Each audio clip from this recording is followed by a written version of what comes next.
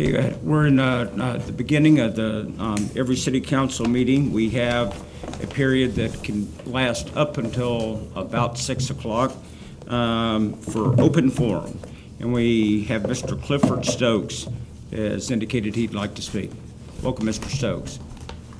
I see you out there quite a bit, but you rarely speak. Usually, I try not to. I just want to talk on one subject that covers several areas, and that's diversity. We just had a diversity study that the city paid $250,000 for.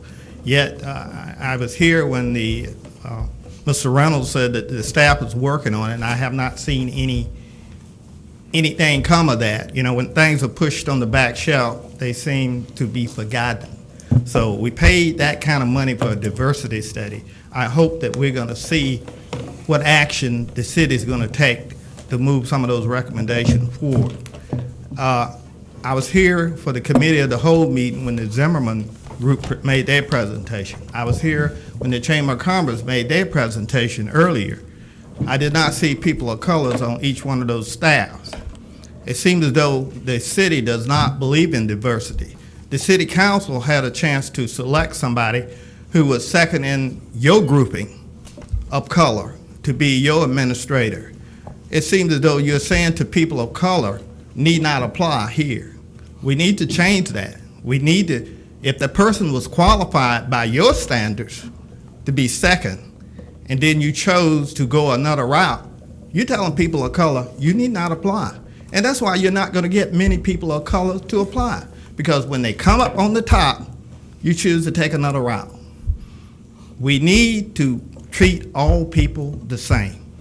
A good portion of this city is people of color, not just black, but you got a very diverse community.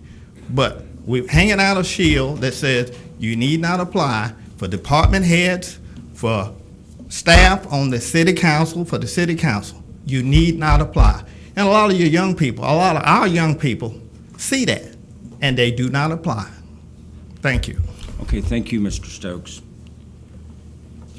Council, before you, you've had the opportunity, I'm sure, to review the minutes of the City Council on August 23rd and the budget hearings on September 5th and September 12th. What's your pleasure? Move to approve. Second. There's a motion and a second. Are there any additions or corrections? Seeing none, please vote.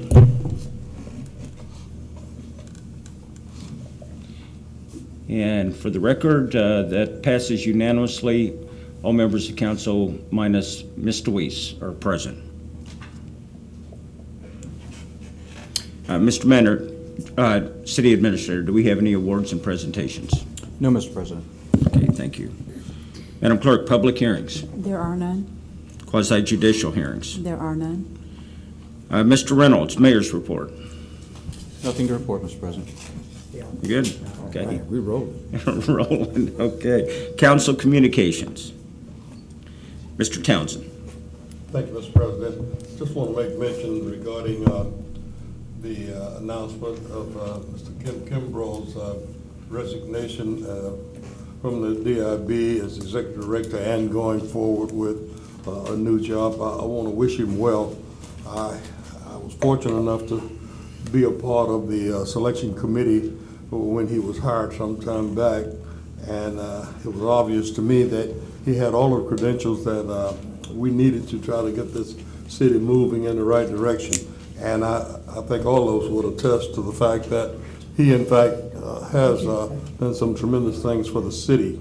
Wish him well. Hate to see him go, but wish him well. And I just want to make it public that we really are losing a real hard work and a person who really strived to help the city of Pensacola. Thank you. Thank you, Mr. Townsend. Ms. Myers. Yes, thank you, Mr. President. I just wanted to say how proud I am of marshals moving into the uptown area, into District 2, and it was really great to see that they have 90 positions they're seeking to fill, and there were so many people who applied for those 90 positions. And I think it's just great that we have a company that's locating here in the city of Pensacola and providing new jobs for people. There will be more businesses opening at Cordova Square. That's where Marshall's will be located. I also would like for people to know who come to work in this uptown area that we have great affordable housing, apartment complexes. Just behind Marshall's is a very nice apartment complex. So there's a lot of housing in this area for people who wish to work in that area. And I'm really proud of the number of businesses that have opened up in the uptown area. I want to thank McDonald's for choosing to move from the county into the city. They have a new location on Airport and College, and it's doing extremely well. I think they've been open for 2 weeks now. They were previously located on Brent Lane and Davis Highway. And so we are very pleased, I am very pleased to have this company move into the city limits. And we appreciate all of our businesses, and we hope a lot more will continue to come into our great city. Thank you. Thank you. Mr. Gerald. Thank you, Mr. President. Couple of things. And since we moved over items 4 through 8, that gives me extra time. No. Couple of things. To address the comments made by Mr. Stokes, and I too sat through the Zimmerman presentation, and I made some comments about it. And sometimes it almost sounds like a song. And it has come to me that as long as we are reciting the same request and bringing it up, each time it doesn't appear to me, it's a fact. It falls on deaf ears. We do nothing to improve the situation. And as a council, we have an opportunity to do so. And I can say that I almost single-handedly championed the disparity study. And what we're waiting for at this point is for the final report to come from MGT with recommendations and remedies to our concerns. And I have requested through the mayor's office that I work directly with Mr. Reynolds and the staff to make sure that the recommendations and the remedies that are recommended are actually put in place. But I'd also strongly believe, and it gets to be like a record, like a song, and we keep asking, and it's almost like going to a parent. Say, Mom, Dad, can I do this? Can I do that? We're adults. We have to pick up the mantle and take the responsibility for making it not just a request that things change, but they become demands. You can use your powers at the ballot box when you mark your ballot. But it is a matter of knowing what it is you want and voting for the people that are going to ensure that that happens. Not with promises, with a lot of conversations, and heck, in the past 65 years, believe me, I've heard a lot of them. But the time has come, and that's an old cliche of the way of saying things, the time has come. The time has passed. It happens at the school board, where the superintendent convinced the public that we cannot find anybody of African American nature that is qualified to be a principal. And I have to say, who made him the qualifier? When we send our children and grandchildren to college, and they come back to Pensacola trying to find employment, and they find that they have to seek it elsewhere, and we tolerate it. And some of that is happening here in City Hall. And since no one else is going to stop it, it's our duty, it's our responsibility. We hate to have to go back to marching, rioting, and I'll tell you, folks over in Libya are probably going to get what they want before this mess is over. But we have to take a different approach.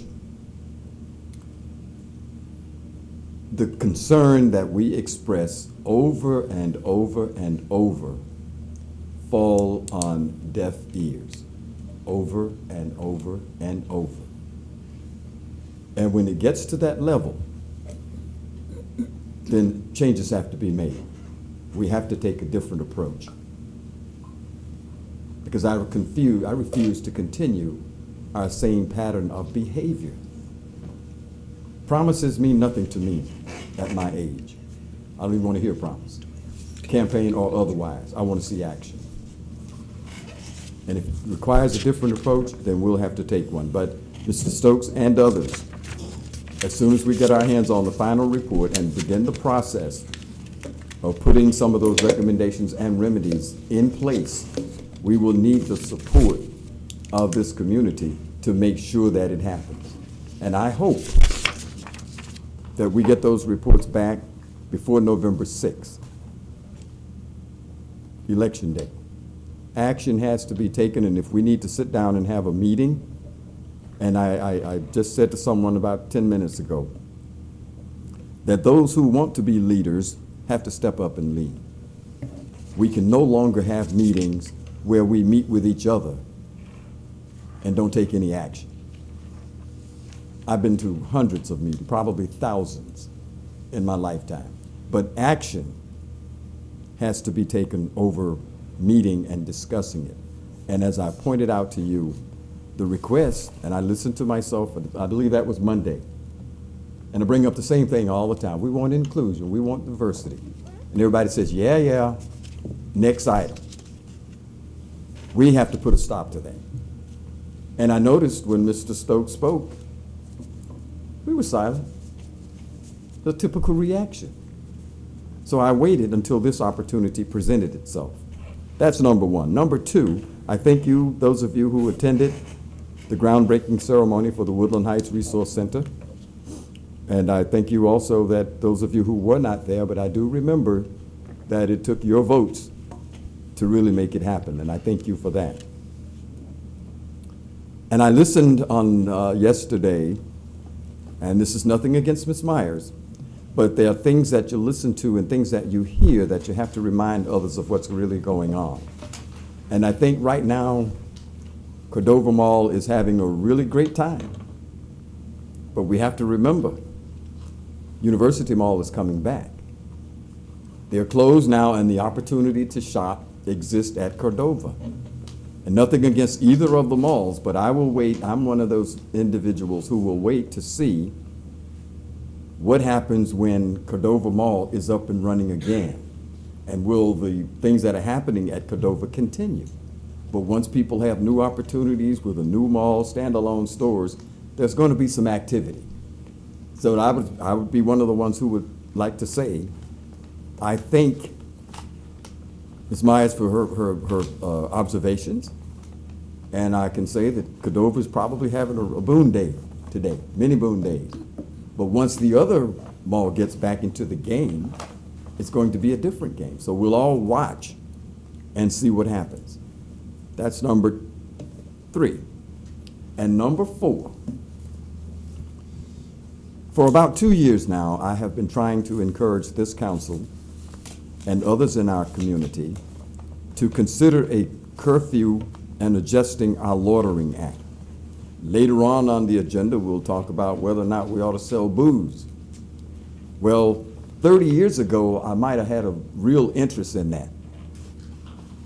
But I've had enough hangovers in my time that I have no interest in that. Doesn't matter to me whether you sell them all day, all night, or not even at all. I've had my share. The rest is for you young folks who care to go out and indulge. But a curfew and a loitering law, because we all know people standing on corners they're doing some things that are probably illegal. Young children running wild, and parents are failing, some of them, not all of them. I want you to hear me clear. Not all of them are failing to connect with their children. And I believe we as a city, we're talking about fighting crime. We're talking about trying to attract people to come to the city of Pensacola. Our reputation is not very favorable. And until parents realize their responsibility to draw their children closer to them so that they may have the opportunity to teach them, and for not a lack of a better word, but the word is protect them. We know that there is a strong gang element in our community, and when small children starting in elementary school are not under the care, custody, and supervision of a parent, the gang recruiters are out there. And if you think they're not, you're absolutely wrong. We also know that young children are easy to persuade and excite. But as a community, and now I'm a grandparent, and I'll have mine down on lockdown when the sun goes down, so I can see them, talk to them, and interact with them. That's what parents do. And until this community wake up and determine that that's what they need to be doing, rather than allowing children to run wild. And what I'm asking for this evening is the support of my colleagues at this level, the county level, the school district level. Let's figure out something. And I do understand that a curfew is not a cure-all to all the problems that we have. But we have to start somewhere and getting these little people under control rather than doping them up with Ritalin and all kinds of foolishness. And I've worked with many of them who went through those stages, and now that I see them as adults, they're a mess because the drugs aren't free anymore. So they get them where they can. So we have responsibility as it relates to our budgets. We have responsibility as it relates to our advertising and marketing our city. And you hear people saying, well, they're afraid to sit on the porch or take a stroll in the evening. Now I heard yesterday that they're knocking windows out of your car, taking your checkbook and running to the bank. There's all kinds of foolishness going on. And it involves little children. Somebody has told them that's the thing to do. They didn't come up with that foolishness. But someone out there is guiding them and directing that kind of behavior right under our noses. And we're tending to ignore it. We are thinking there's nothing that we can do as a council, as a community. But there are some things that we can do, and there are some things that we better do. The older I get, I don't want to be afraid to walk outside of the house, to be threatened by somebody who goes to an elementary school. We have a real responsibility here, folks. And even if we would just begin the dialogue, my idea is of a curfew. Someone else may have another idea that we can put on the table and consider. And that's basically what I'm looking for. I said it a minute ago, I don't think that the curfew is a cure-all, but it's a place where we need to start. And if we're thinking about luring, if you will, people to come into this community to build our population, we have to take action other than the actions that we're taking with budgets, marketing. We need to get those little people under control. And by all means, if you are a parent or a grandparent, check on your child's school. We talk about the performance, and it's almost like talking about diversity and inclusion. We talk about it. But what do we really do to make some changes? I never mind when a parent came and sat in my classroom to observe what I was doing, to observe the behavior of the children. But we have some responsibility there. They have over a $500 million budget. How can we have the reports that we're getting back about student performance? That's absurd. With all that money, you can give every teacher $1 million and every student $1 million and send them all home. You got $500 million on the table. So why continue to support it? And then we talk about, well, it's going nowhere. Other schools around us are doing better. If we take hold of the responsibility that we have as citizens, parents, grandparents, guardians, all of us. I believe it can improve. Thank you, Mr. President. Thank you. Dr. Pratt? Thank you, Mr. President. I first wanted to congratulate Councilman Geralds on the groundbreaking at Woodland Heights. He was tenacious at getting that to happen. I don't remember a time since I was on council that he wasn't asking for that community center, and so it's a great thing to see us breaking ground. Another celebration is I had the opportunity Sunday to go to the dedication for the Waterfront Rescue Mission new facility. It's an amazing place. It's going to be, they took a lot of care in thinking about how to best meet the needs of the users of the facility, and it's going to be a great thing for this community. And third, I have 2 movie options for you for the weekend. The Maritime Park, tomorrow night at the amphitheater, they are showing a movie about a penguin. And then on Saturday is the Wizard of Oz at the Sanger for $5. 2 great options downtown at Pensacola City-owned venues. Thank you, Mr. President. Thank you. And for the record, Councilwoman DeWeese has joined us. Mr. Johnson. Yeah, thank you, Mr. President. Just wanted to make an announcement. It was in the Pensacola News Journal today. The Emerald Coast Keeper has named a new Coast Keeper. That's Saba Varaza. I want to welcome him to the Emerald Coast Keeper. We had a search committee put together, and after a few interviews, we came and made an offer to our top choice, and that was Saba. Saba brings a wealth of experience to the position of Coast Keeper, and I just want to publicly welcome him. His 35 years of experience in environmental work with DEP and with Escambia County will be invaluable to this community. He's grown up here, from here, and it's a great addition for the Emerald Coast Keeper and for this city and for this community. He understands our waterways well, understands the issues with them, and we're just very fortunate. This community is very fortunate to have someone of his abilities to come aboard. So I just wanted to welcome Mr. Varaza on board as the new Emerald Coast Keeper. Thank you, Mr. President. Thank you, sir. Ms. Myers. Yes, I thought I'd talk a little bit longer since Councilman Gerald's talked for quite a bit. I too wanted to just say that I'm really pleased with the groundbreaking today for Woodland Heights. Unfortunately, I couldn't be there, but I can't think of a more deserving neighborhood to have a community center than that neighborhood. And I'm very pleased with the location of that community center. And I think it's really wonderful that the City Council approved the funds for the building of that.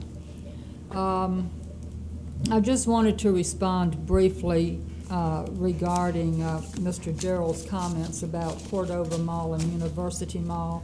I live probably within a 5-minute walk to University Mall. And I'm looking forward to University Mall opening again and walking to University Mall. University Mall and Cordova Mall are both owned by the same company, Simon Properties. And this company has a great track record. I think it's one of the largest mall owners in the world. And they generally don't build anything that's not successful. The thing about Cordova Mall is that it's very unique in that it has neighborhoods around it. That actually you can walk from any neighborhood in any direction to Cordova Mall. University Mall is not so uniquely situated. It isn't a mall that's surrounded by neighborhoods. The closest neighborhoods in close proximity to University Mall are in the city limits. So when Cordova Mall does good, I actually think it will improve the sellability of my neighborhood, because it's going to be a neighborhood we can say, hey, you can walk to University Mall. And this is a plus for the city. We can say we have great neighborhoods not only close to Cordova Mall, but also University Mall. So I don't, I think it's a win-win for both of the malls. They're not in competition with each other. They're owned by the same company. They will be different venues. And there's a lot of activity going on right now around University Mall. There's a new big motel that's being built there on Burgess and Davis Highway.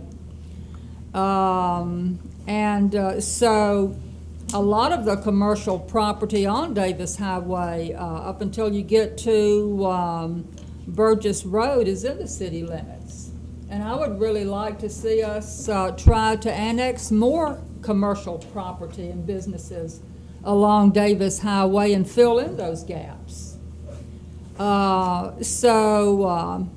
Anyway, that's something that we might want to think about. How do we approach the businesses along Davis Highway that are not annexed into the city? What can we offer them?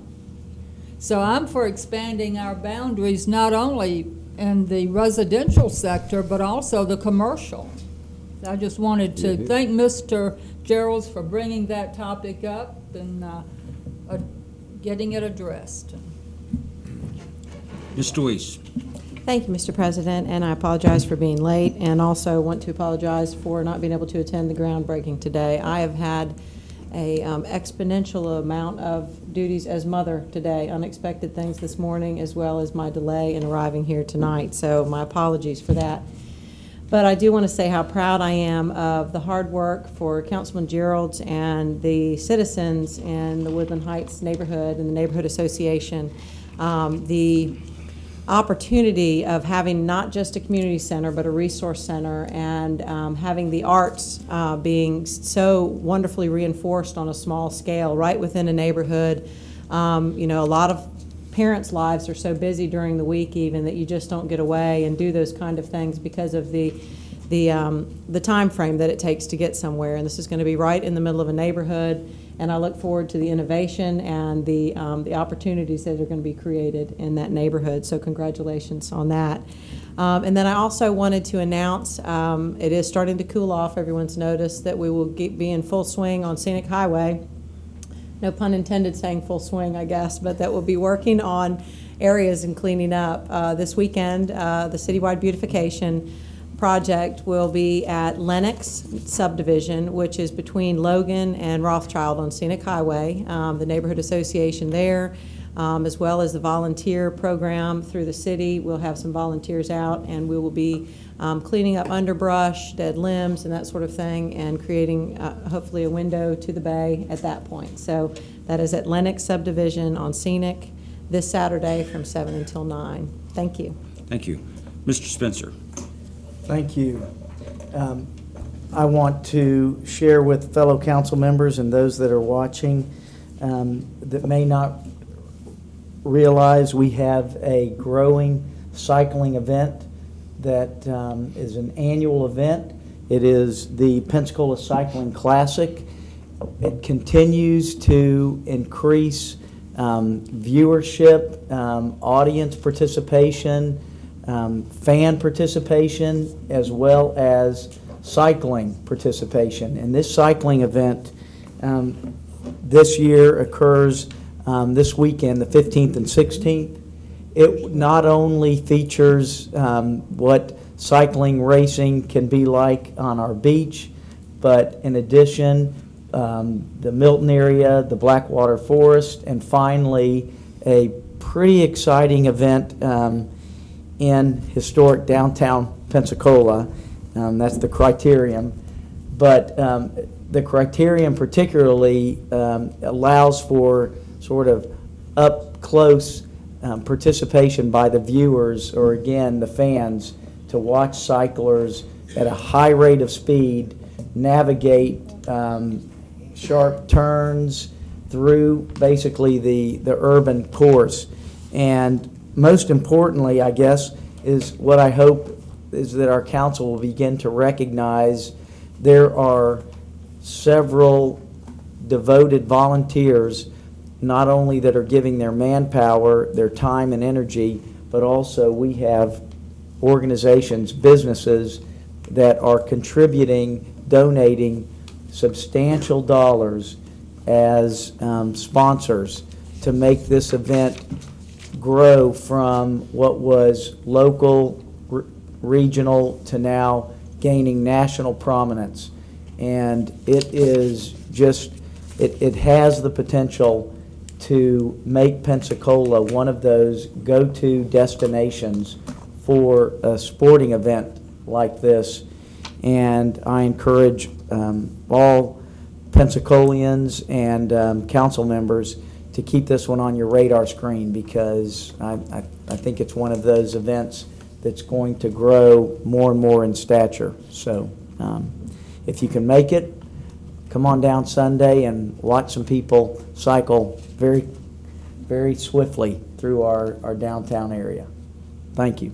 What time is that Sunday that they'll be coming through the downtown area? You know, Mr. President, I want to say it's a morning event, but it lasts several hours. Okay.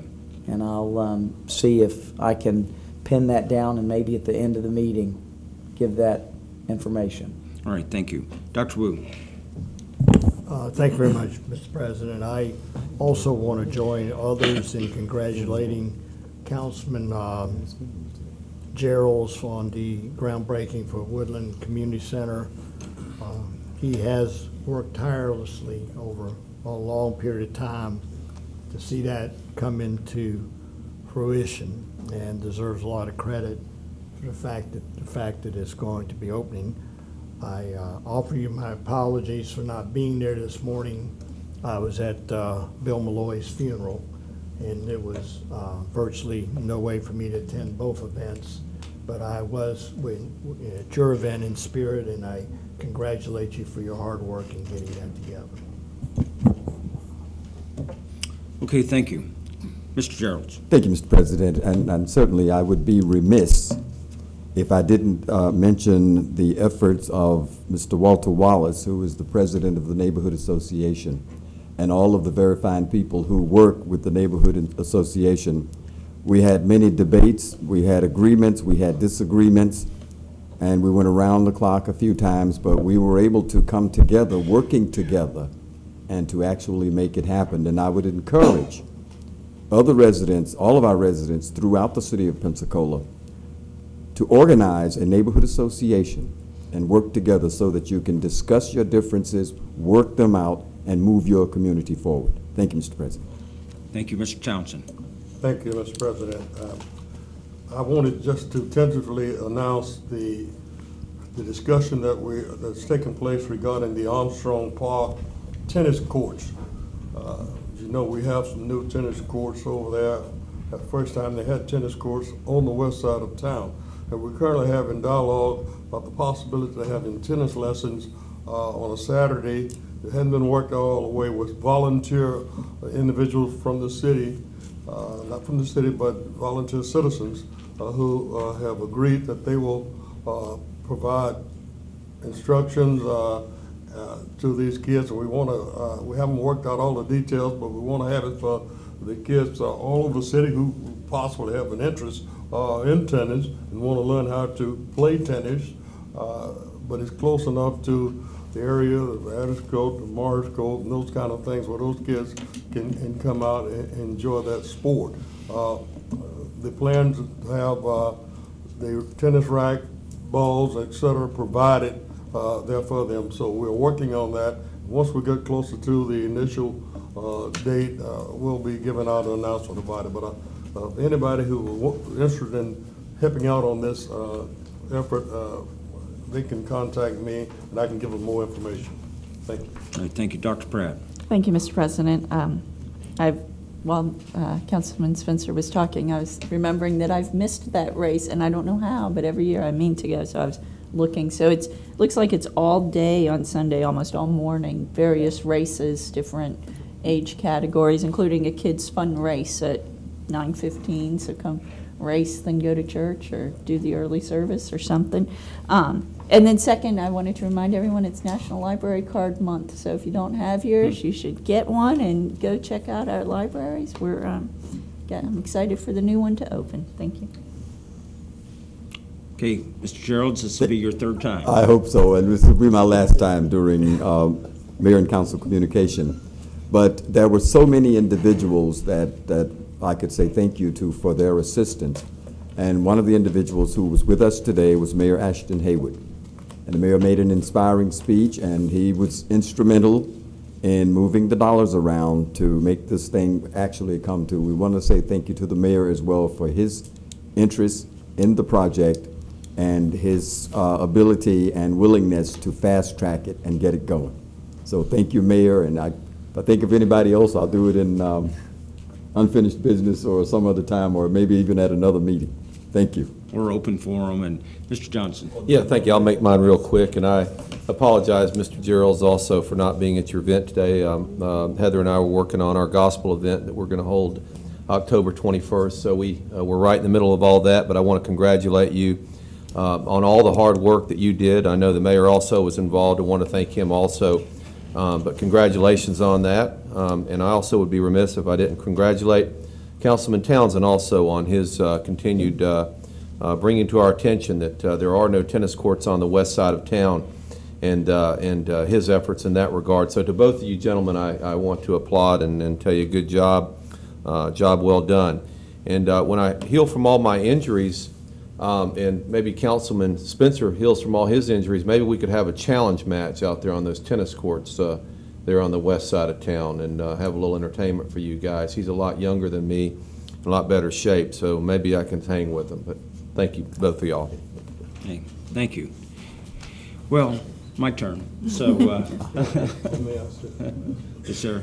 I did want to announce that I was a real member of the AAU Tennis Association in my younger days, so I'll accept that challenge. Okay. I don't know if I'm ready for you, maybe Spencer, but I don't know about you. If I remember correctly, when I first came on council, there wasn't even a community center on the list for Woodland Heights. I don't remember about down in your district, Mr. Towns, but I remember Mr. Gerald's fighting to get one into District 5. It wasn't just that there wasn't one in Woodland Heights, there wasn't one in his district. And then I believe that once they went on the list, one of them was 2015 and one was on the year for 2016.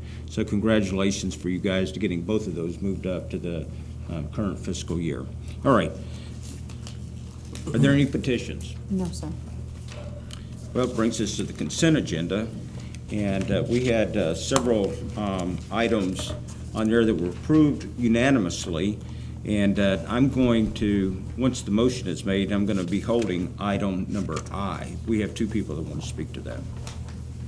What's your pleasure? Move to approve? Second. There's a motion and a second.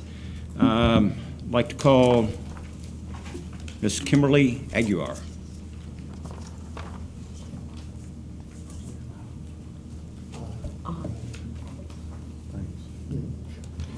Mr. Daniel Wallace, if you could come on down and just kind of be in the queue. Mr. President, we need to vote on those items. Oh, yes, okay, I'm sorry. Yes, before you speak, Ms. Aguiar, we need to vote on the other items. It'll be A through H and then J. Please vote.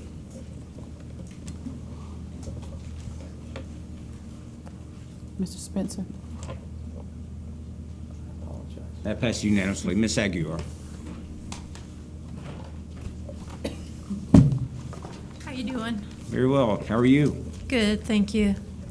Just like Monday, I just wanted to come up here and say thank you for this opportunity, and that we support your approval for the ASME contract between the City of Pensacola and us. And we worked really hard with the City of Pensacola and are happy as well as proud to have been able to contribute to resolving the pension issues.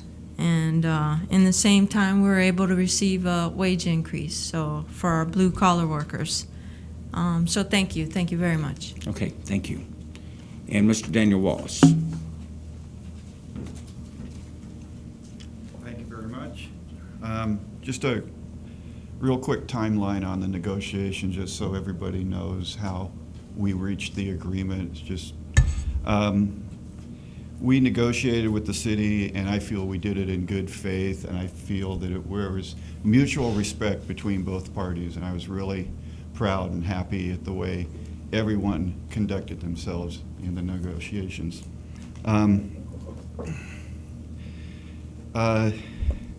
In order to pay for increase, we needed to make concessions with the pension, and we were able to negotiate that. The agreement, basically, real quickly, was reached, and the city signed off on it, union signed off on it. Then the bargaining team, which I was part of, we presented the agreement we spent a day going around to each city department and presented this agreement to all of our rank and file. And it was, there was unanimous acceptance of the agreement, unanimous verbal acceptance, okay? Then we announced a vote to ratify the contract. The vote was about 2 weeks later. It was a unanimous vote also, 100% for the contract, or for the agreement, I should say. So on June 12th, the union ratified the contract, and that's basically the timeline of how it happened. I just wanted to, and also I wanted to thank the city negotiating team that worked with us. They did a great job. They're financial experts, worked with our financial experts, and we got the pension thing, I think, satisfied with both parties. So thank you very much. Okay, thank you, sir. So we have item I to vote on. Move to approve? Second. Over. Please vote. And that passes unanimously. Thank you. During the committee of the whole, there were 3 items that did not pass unanimously. The first one is item A, special magistrate request for lien reduction at 220 East Hernandez Street. That City Council approve a recommendation from the special magistrate to reduce the recorded lien against the property located at 220 East Hernandez Street in the amount of $4,806.75. That motion passed 8-1, and with Council President Hall dissenting. Move the approval. Second. There's a motion and a second. I did want to speak to this. This was an extremely tough vote for me. You know, on the very, very personal level, I wanted to vote with the rest of council on this. And if you look at it from a purely just immediate business sense, it really made no sense at all for the city to impose a fine that was roughly double what the property was worth, and that it would leave a family that had owned this piece of property for 80 years with really little left to do unless they wanted to expend the money for sentimental value to keep the property, to pay that fine, and the city would have ended up with a piece of property it really had no use for and did not want. And there were several other reasons in there that I thought were good, strong, valid reasons for voting with the rest of the council. On the other hand, I was voting really for the precedent that it set, because very few instances would have that scenario there. But we have consistently voted, unless there was, a pending sale to where there was the potential, for the property value to improve itself in some way or another. Since we did go with the special magistrate, we have forgiven very little. So on a personal level, I'm delighted that my side did not prevail. But I just wanted you to know, ma'am, that the reason I voted the way that I did was just because of the precedent-setting nature of it. So anyway, please vote.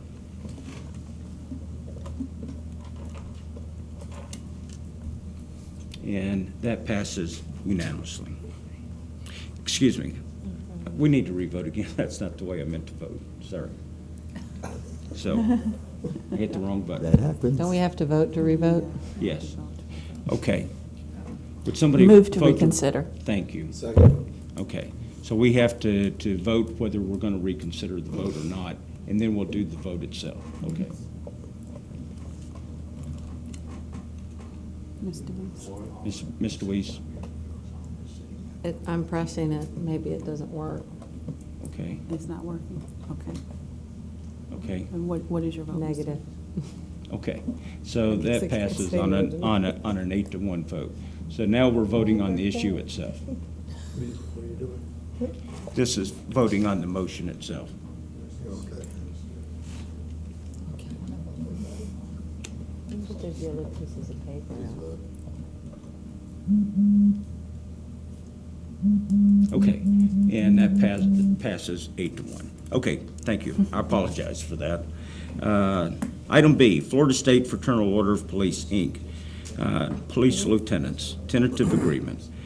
City Council ratified the tentative agreement between the City of Pensacola and the Florida State Fraternal Order of Police, Inc., Police Lieutenants Unit. That motion passed 8-1. Councilmember Pratt dissenting. Move to approve. Second. Motion is second. Dr. Pratt. Thank you, Mr. President. I wanted to explain my dissension last Monday. I'm full support of the agreement before us. I'm very excited at the pension reform it promises, and I look forward to that coming to fruition. My concern was this is only one part of the pension reform on that particular pension, and I'm sorry that we couldn't have all of them together so that we could be sure we were getting the reform we were hoping for. As one of the speakers before said, that there are things that we're giving in order to get the reform that we all know is important. And but that's just the way bargaining goes. There's some unique aspects of it, and so in support of the actual agreement, I will vote yes tonight, and I hope that to see the lieutenants actively support the reform that they have promised to support. Thank you. Okay, thank you. Please vote.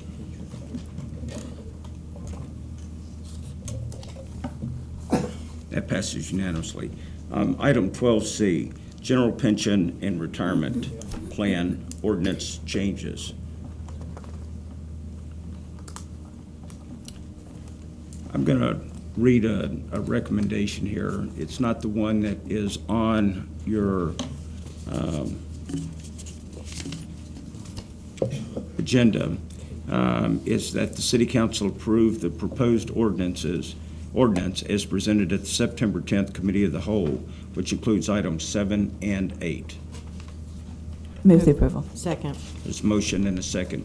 Mr. Barker, would you come and address this, please? Mr. Reynolds, I'm sorry. Mr. Barker. Mr. Larkin.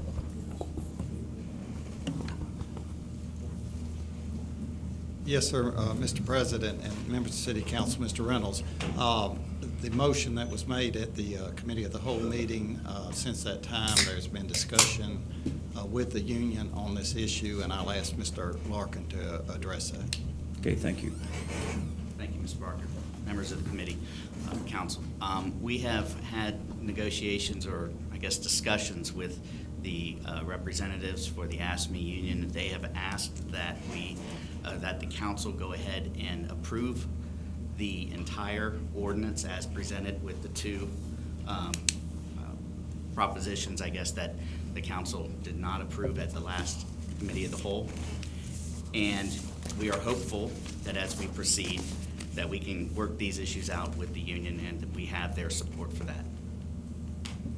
So that's where we stand now with AFSCME. Okay, good. Mr. Weiss. Thank you, Mr. President, and I just wanted to thank council as well for supporting the motion on Monday to hold those two items as AFSCME President had requested.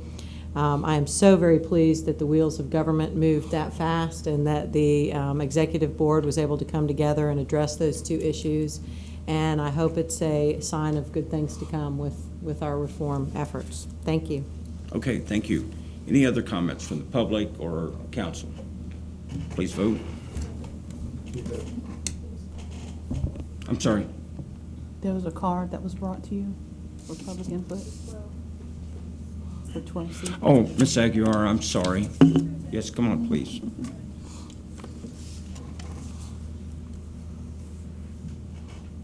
Dr. Paul, I put the wrong thing on there. Okay.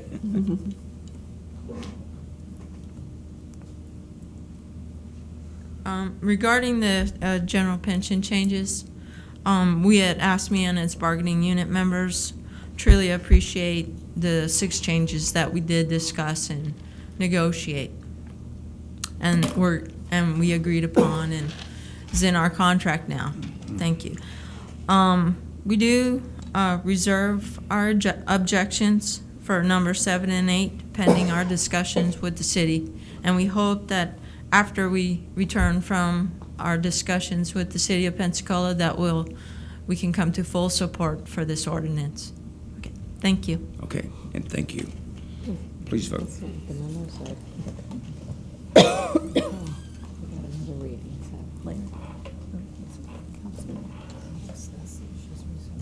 Mr. Johnson. Okay, and that passes unanimously. Thank you.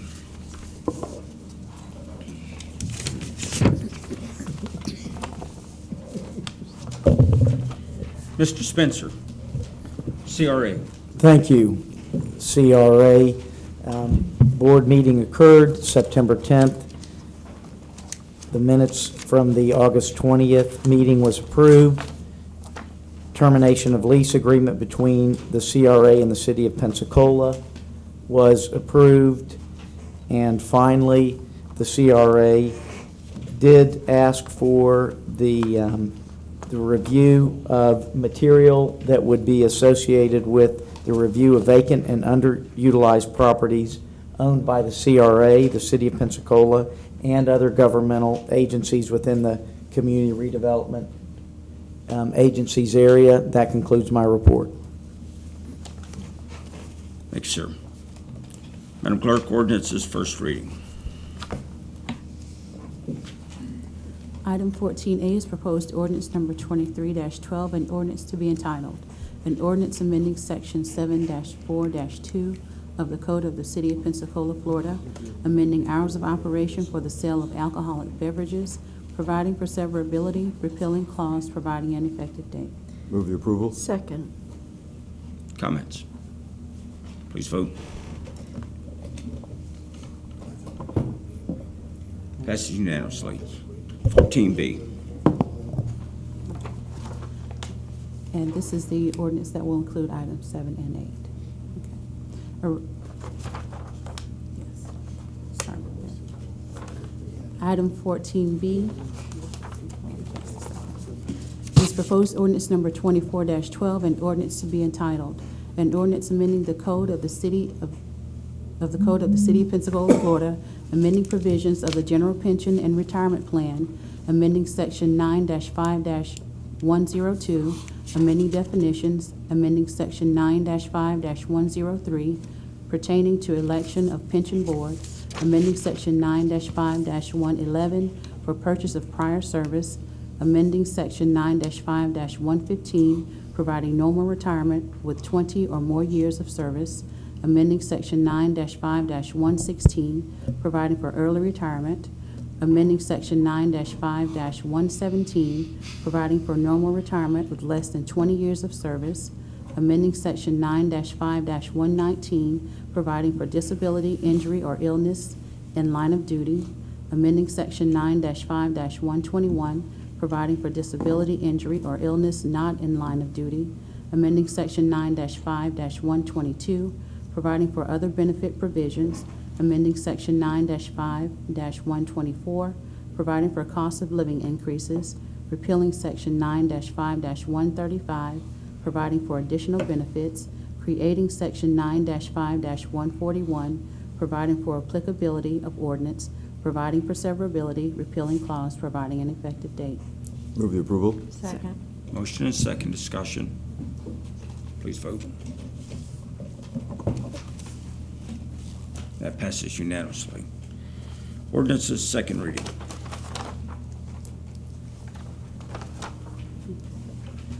Item 15A is proposed ordinance number 21-12, an ordinance to be entitled, an ordinance creating section 12-13-6 of the Code of the City of Pensacola, Florida, establishing the city policy on providing for minority representation on boards, authorities, and commissions, providing for severability, repealing clause, providing an effective date. Move the approval. Second. This motion, second, Mr. Geralds. Thank you, Mr. President. I just wanted to highlight ordinance number 21-12 as an aggressive and a bold change in the way the city had been doing things in the past. And I will rely on the citizens of Pensacola and their willingness to serve on these boards and to actually bring diversity of race and gender to that board. And I thank all of you for your support on that change in the ordinance. And that's all I have to say at this point, Mr. President. Thank you. Thank you. Please vote. That passes unanimously. 15B. Item 15B is proposed ordinance number 22-12, an ordinance to be entitled, an ordinance closing, abandoning, and vacating a portion of the I Street right-of-way in Pensacola, Escambia County, State of Florida, repealing clause, and providing an effective date. Move the approval. Second. Motion, second discussion. Please vote. That passes unanimously. Resolutions. Item 16A is resolution number 42-12, a resolution to be entitled, a resolution authorizing the issuance by the City of Pensacola of not exceeding $6,300,000 principal amount of an airport revenue note, Series 2012, to finance the cost of the acquisition, construction, and rehabilitation of certain capital improvements at the Pensacola International Airport, providing for the rights of the holders of such note, providing for the payment thereof, fixing the maturity, interest rate, prepayment provisions, and other details with respect to such note, making certain other covenants and agreements in connection therewith, awarding the 2012 note, providing for severability, providing for repeal of inconsistent provisions, providing an effective date. Move the approval. Second. Motion and second, Mr. Reynolds. Thank you, Mr. President. Mr. Barker has some comments. Thank you, Mr. Reynolds. Mr. President, members of the City Council, as part of the committee, the item that went is the resolution, and it said pending attorney review, and the bank attorney, I just want to let you know, has reviewed the document, and there were only two minor changes. On page 2, under lender, it had Coastal Bank and Trust. They added a division of Synovus Bank. And then on page A-10, the same change. It said Coastal Bank and Trust, and they added a division of Synovus Bank. But that would all the changes to the resolution. Thank you. Okay, thank you. Any comments from council? The audience, public? Please vote. Passes unanimously. Mr. Spencer is absent for the vote. Is there any unfinished business? Ms. Myers? Yes, I don't know whether this is well, some of it is unfinished, but I have 3 items I would like placed on the agenda.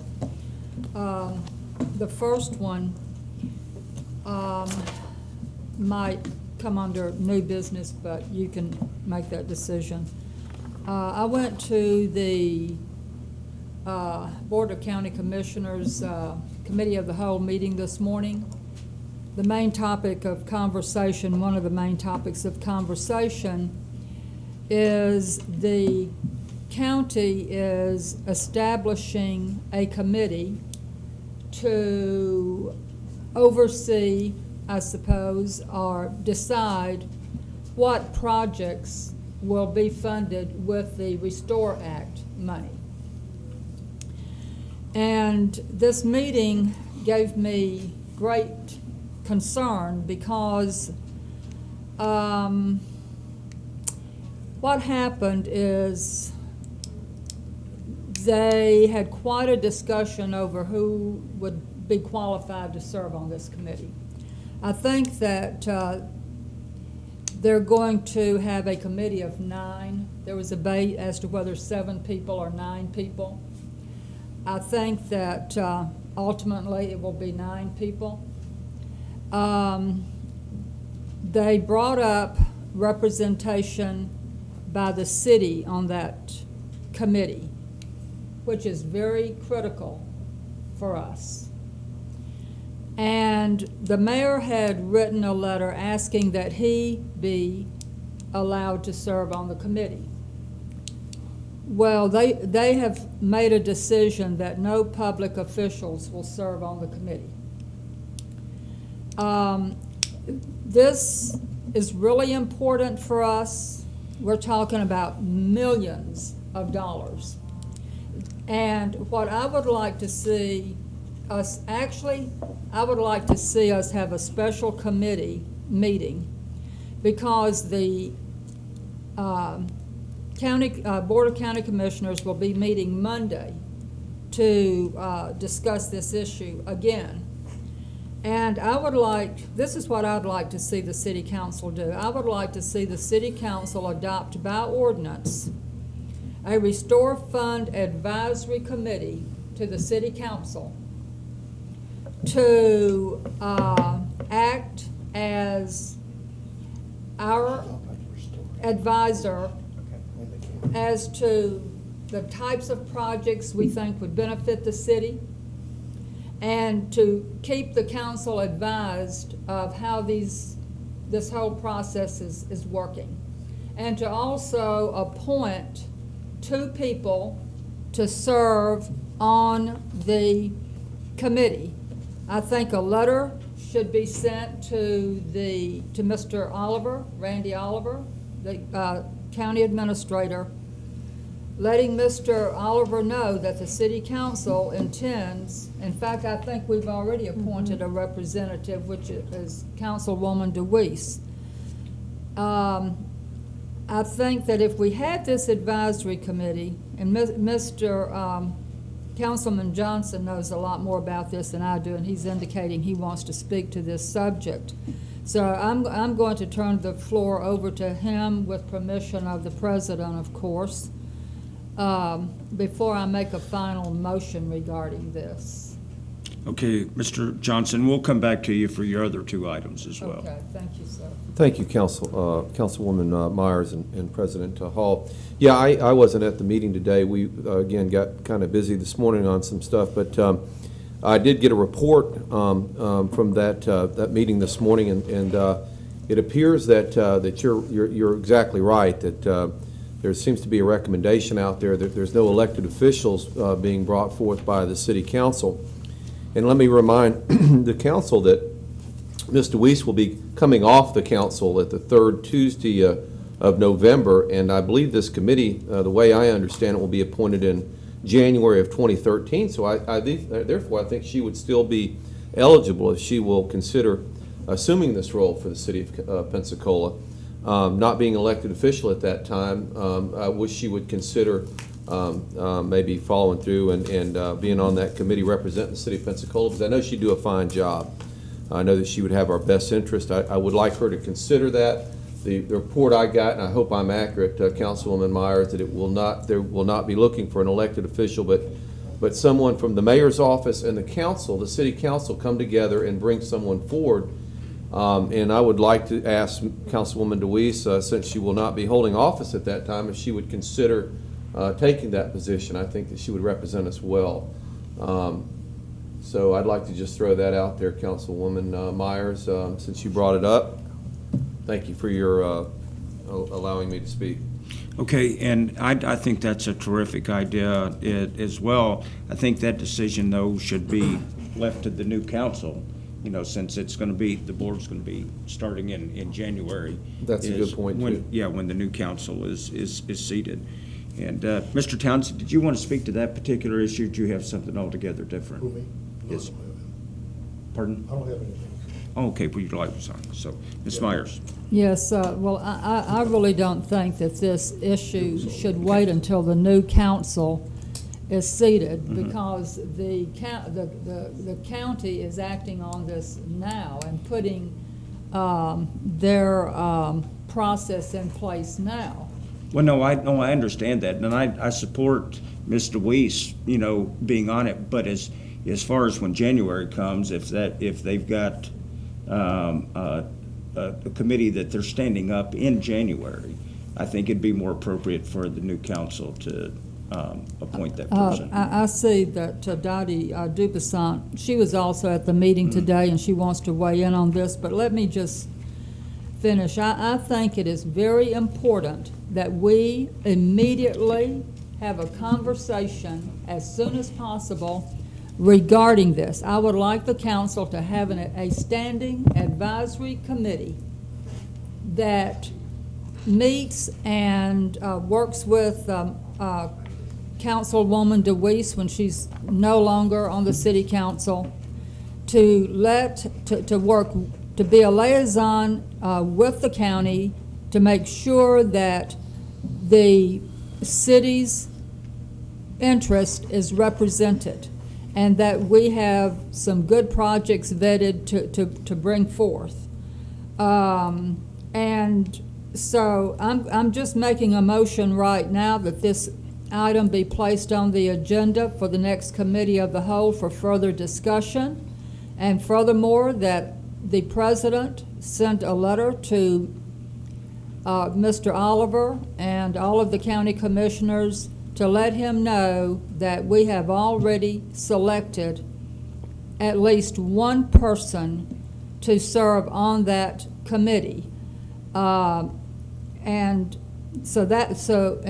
who that person is. Now, that's the motion, but having made that motion, I think at our committee of the whole, we need to discuss how we can bring the mayor into this process too, because this whole city needs to be on board and moving in the same direction, the mayor's office and the city council.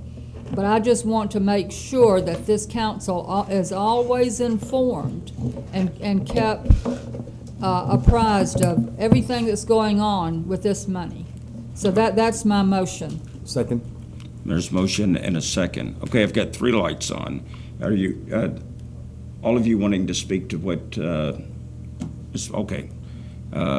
Dr. Pratt. Thank you, Mr. President. I'll support the motion. I look forward to more information on this issue. I think, though, that to some extent the mayor's office will need to be involved because they have the staff resources. We're going to have to look to the administration for updates on this information because they are full-time employees, and that's their, well, not just this part of it, but I think that they will be much more informed and much more capable than any citizen committee we can throw together unless we get a lot of really smart retired people who have lots of free time. Thank you, Mr. President. Mr. Weiss.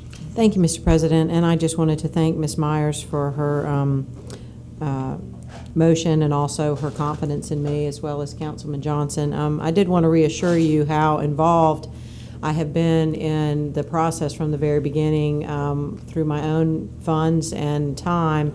Traveled to Louisiana to see their statewide presentation, also to Mississippi, and of course attended the one here locally. Have done a great deal of research on opportunities. The oyster reef restoration, I've talked about the oysters being the kidney of every body of water and how important they are.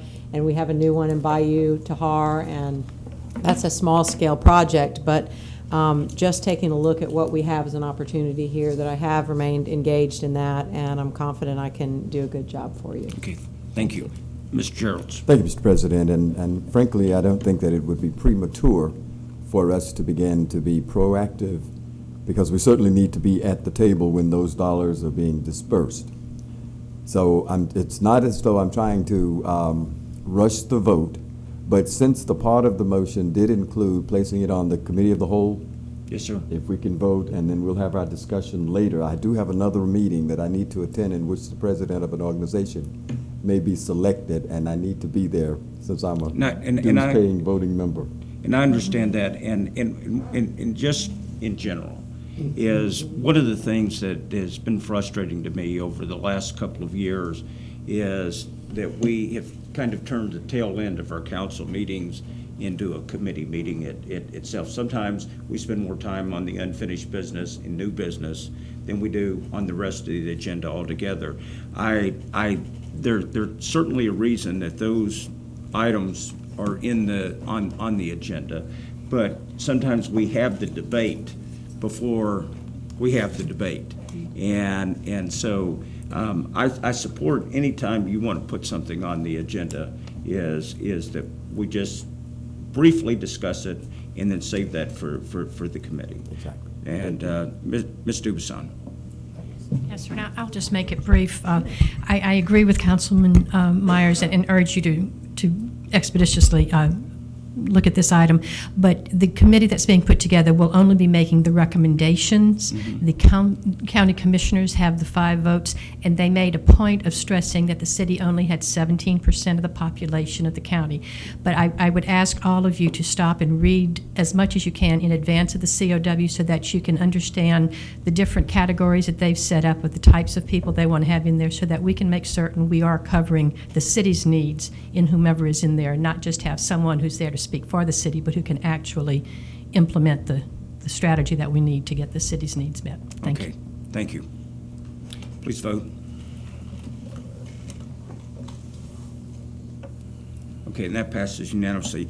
Ms. Myers.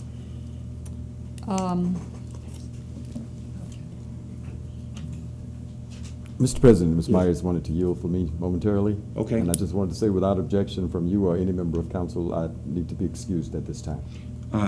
Roger that, sir. Thank you.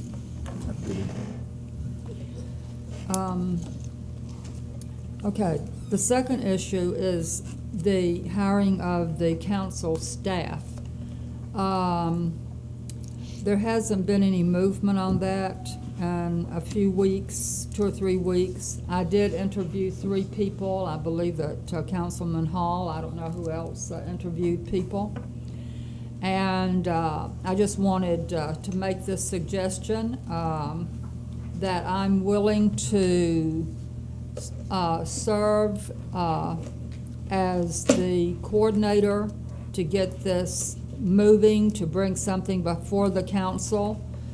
I will be glad to work with Mr. Landrum and Mr. Reynolds to facilitate getting this item before the council and moving, if the council would like for me to do that. So moved. Second. Yeah, that's great. What I'd like to perhaps suggest, since you and I, as far as I know, you and I are the only ones that interviewed the candidates, is for you and me to meet in a publicly advertised meeting next week, perhaps on the 7th floor conference room, and just discuss what our options are. I've been dying to just be able to pick up the phone and call you and says, what do you think? Yeah, but obviously I can't do that. And it's something that I haven't really wanted to discuss, at the committee of the whole or here at the council meetings, because some of these things get really delicate. I mean, it's clearly going to be a public record and open to the public, but I think it'd just be a little bit easier if we could speak in a more intimate environment. So you and I can get together after the meeting and set a time for us to meet next week, and then we can get that advertised. Okay, well, if you can just get with Elaine and set up a time, and she can coordinate the meeting and advertise it, and I'll be glad to. Okay, and with that, I don't believe we need a vote for that, if that's okay. Okay. Withdraw. Okay, thank you. Okay, and you had one more item. Okay, the third item kind of dovetails into something I think Councilwoman Dr. Pratt wants on the agenda. I would like to have as a discussion item amending our purchasing and contracting policies and ordinances that involve the mayor's authority to enter into contracts over $25,000 with small businesses. And the reason, I guess I don't have to go into the reason, but that's what I would like to have on the agenda for a discussion, and then I can go into my reasons in more detail. So I'm making a motion that that be placed on the agenda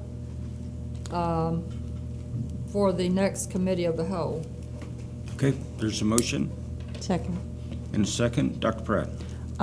If you would make a friendly amendment to include the concerns I raised in what you see there about just various aspects of it, I think it's worthy of a broad discussion of what should be our policies. So I doodled on it, but I'll give it to the clerk, and she can have the document I presented to you all, and if that's okay. Yes, I will be glad to make a friendly amendment to include Dr. Pratt's discussion of financial oversight. Okay, great. Any comment from council or the public? Please vote.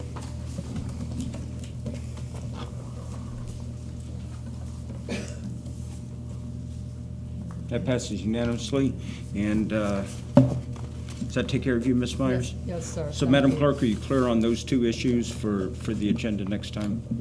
Okay, great. New business, Mr. Johnson. Yeah, thank you very much, Mr. President. I'm going to ask you for some direction. I'd like to make a motion tonight that we recognize the Blue Wahoos on being recognized as the, I believe it was the Organization of the Year by, let me see, the Southern League. I'd like to make a motion that we congratulate them on a tremendous season, a successful season, have some type of resolution drafted and recognize them for a great season. Second. A motion and a second. Mr. Reynolds, can you make that happen, sir? Yes, sir. Proclamation, resolution, whatever that takes, Mr. Weiss. Yes, and then the second, I'm sorry, excuse me, the second part of that is Bruce Baldwin also was named Executive of the Year. If we could do the same for him, I think that would be a very appropriate proclamation, whatever is appropriate. Does the person making the second accept that? Yes. Okay, thank you. All right, well, we've got that. Mr. Weiss, you want to speak to Mr. Johnson's No, I have a issue? separate request. Separate issue. Ms. Myers? Yes, I wanted to just speak briefly. Yes, I'm in favor of proclamations, something nice that's framed nice that they can hang up and be proud of. Okay, great. Is there any comment from the public? Please vote. That passes unanimously. And thank you, Mr. Johnson. Mr. Weiss. Thank you, Mr. President. And I also had a request for recognition, and again, I guess it's to the city staff or Ms. Major to help us decide what is more appropriate. But the Workman Middle School has spent the last 2.5 years, this is their third year of working on becoming an International Baccalaureate World School, which is a huge accomplishment. It is the middle years program, obviously because it's a middle school, and they just received their designation. Really? A couple weekends ago, I attended on behalf of the city. The mayor was down at the League of Cities conference, so I attended and gave a brief speech.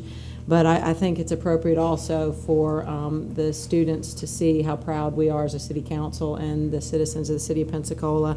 It was interesting because if you stand in the hallway and there is a dedication to Dr. Workman, obviously the school is named after him, and if you read it, it talks about city leaders and their pride and their hope for what that middle school will become. And that was so many years ago, and I just think it's a wonderful thing that the IB program has been approved there, and I'd love to recognize them officially at a council meeting and have either a proclamation, if appropriate, or a resolution, or whatever you, Mr. President, and the mayor find appropriate. Okay. So I make that motion. Second. Motion and a second. Mr. Reynolds, you could also make that happen? Thank you. Yes, Mr. President. All And I right. will forward details of the whole Okay. program, too. Thanks. Please vote.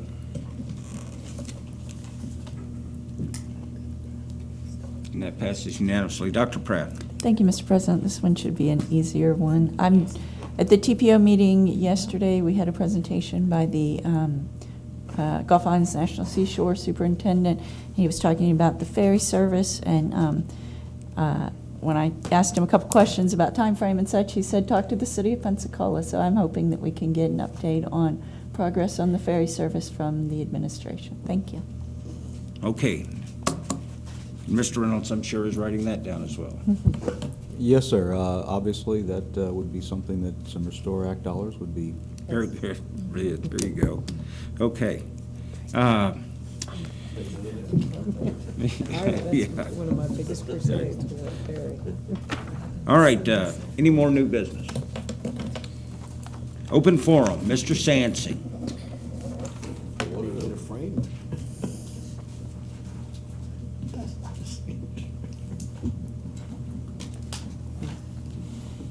You were missed at the budget meeting.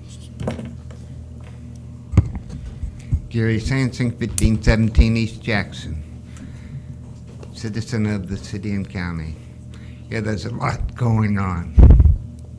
There's a lot of volunteers. We got to recognize them, and I'm glad that issue came up.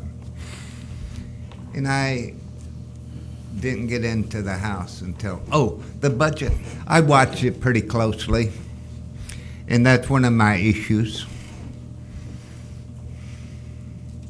But first off, let me thank you for, down through the years, even when I wasn't living here, I watched some of the people protesting for issues that I felt were important. Against the war now, it was wonderful. I'm just speaking about our rights and thanking you for not giving us such a hard time over occupation, Pensacola. I still don't think you people are not aware of what crisis we're in. It's unbelievable. I gave you an example. For a start, I got to thank Larry for stopping by and wondering what we're doing, food, not bombs. Thank you. I was hoping we would see other city council people. These are, again, volunteers that, recognize there's some very progressive thinking people there. Even some of them that you think they are homeless, but they're pretty smart. And you know what? We got a lot to learn from them. I mean, in my neighborhood, in this city, I've had to teach teenagers and young men how to change tires, jack up cars, check oil, how to do things that they don't learn at home. And some of them people out there, we can learn from them. And also got to thank you for that 7-to-1 vote. Listen, you people, you set policy. You know what you're supposed to do, maybe. I mean, I can't read everything, but and I did miss the budget. But one of the things in the budget that, listen, there's so many things to be proud of. We do not need a new brand. We got wonderful things here. And what they came up with, I mean, I read a little bit about it. I said, ridiculous. I mean, we got wonderful things. Last night I took one of our IB students, and there's some wonderful ones that they're going to stick around. Why run off to LA, New York, Chicago, Washington, when we got a lot of problems right here? Took them to the wildlife sanctuary, Maggie's Ditch that is now Walden Pond, and explained to them about Global Learning Center. These are wonderful things that should be on our internet. I mean, I don't know what's all there. I mean, we're so busy. I mean, John Gerald's got to leave, DeWeese was late. We can't always be at a budget committee and so forth. I mean, there's people here, there's more citizens here than there are staff. Yes, I think I'm right.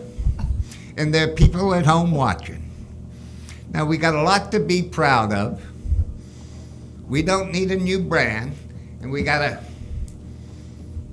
tighten our belts, stop buying ridiculous stocks, bonds, like Facebook.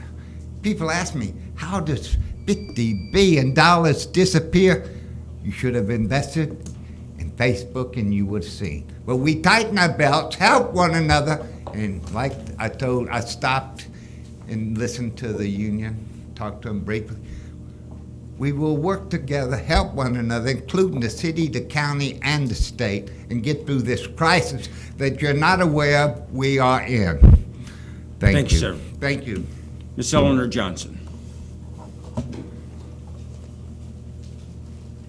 Welcome, Ms. Johnson. Oh, good evening. Thank you, Council. Thank you, Mr. Hall, for allowing me to speak.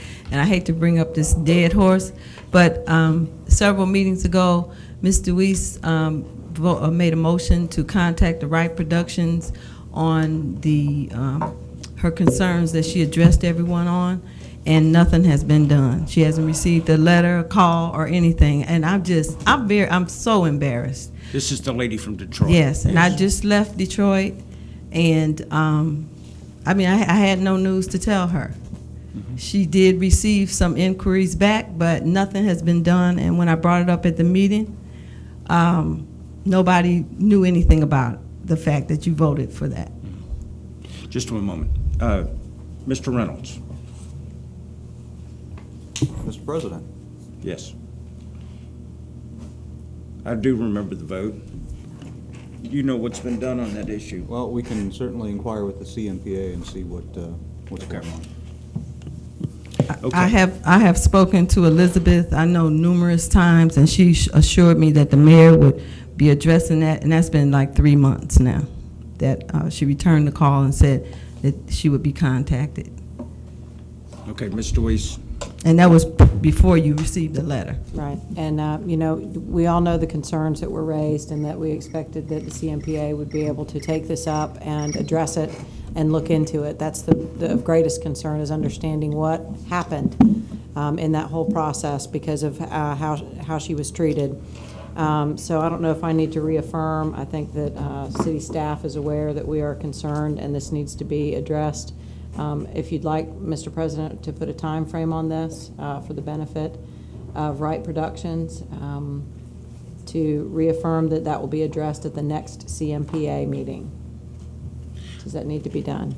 I think so. And let's see, we've got Dr. Pratt, Mr. Spencer. No, Mr. Spencer's not on CMPA anymore. Mr. Johnson, and who are our other two? Ms. Myers. Okay, and is Mr. Gerald's? No. Okay, that's what you have here. And I'd just like to ask that, because I researched several other have you companies. taken this up with the CMPA, by the way? They said they hadn't heard a word from you guys. But my other concerns, I've researched some other companies, and there have been several companies who have come here to bid on something, put money out, and was just left with no answer at all. So I don't know if this has been our practice in the past. I've only been here for about 15 years, but it is very disheartening that you get legitimate people that come with good faith and they get treated this way. So I would like for you to please look into that further. Thank you. Okay, thank you. Mr. Reynolds. Thank you, Mr. President. I think we need some clarification here. This really is a CMPA issue. Well, and thank you for making that clear. So I'd just like to ask our three representatives on the CMPA to make sure that this happens, rather than putting it on your back. And I also will say that if there is a bid process, we are required to contact both the winning and the non-winning bidders. And if there is some issues that hasn't occurred, then please let me know what that is, because that would be news to me. Okay. And Mr. Johnson. Yes, thank you, Ms. Johnson. I think there's a CMPA meeting Wednesday at 1 p.m. Please confirm that. But from recollection, I believe there is, and I would encourage you to come and bring this issue before the CMPA full board on, I believe it's Wednesday at 1 p.m. If you call Mr. Spears or email him, I'm sure that he'll be able to get you the exact time and date. But I believe it's 1 p.m., excuse me, it might be 1:30 p.m.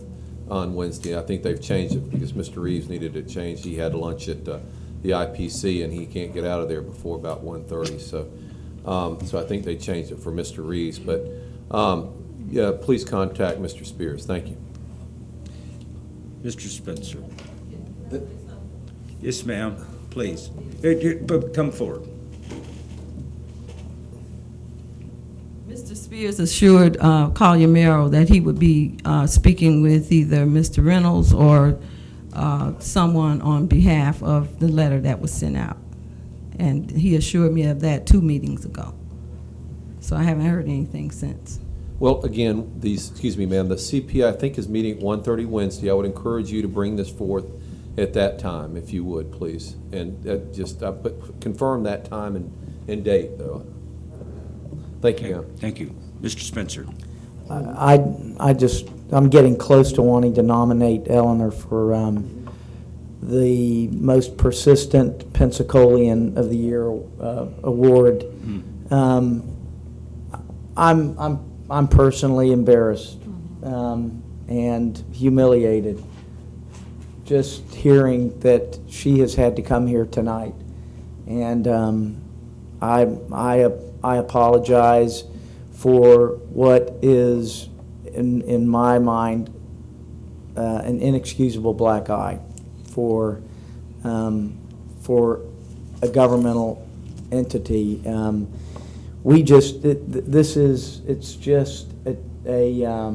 It's not at all a comedy of errors, it's a tragedy of errors. And we have made so many promises to follow through on this particular endeavor. And I watched a presentation from someone that was not from our area at the time, made a commitment to move here, made a commitment to make an investment here, and from what my research indicated, was very much a capable events coordinator. And we just have, we've more than stubbed our toe, and I don't need to keep searching for metaphors. But I am so sorry that this has happened, and staff members have been making promises, and it's certainly, Mr. Reynolds, I don't believe it's on your shoulders at all, because months before Councilwoman DeWeese made this official request, I was involved in seeking personal interaction from administration that it just seemed like it didn't happen. So we've got to put closure on it, and thank you very, very much, Eleanor, for coming here again tonight. I imagine that you are hesitant to even open the door to come here and mention this. So I hope we'll find out how we can remedy what appears to be stubborn inaction. Ms. Johnson, do you mind if I share your telephone number with Dr. Pratt, just so that she can call and maybe coordinate with you ahead of time, for the meeting? Okay, thank you. Is there anything else? We're adjourned.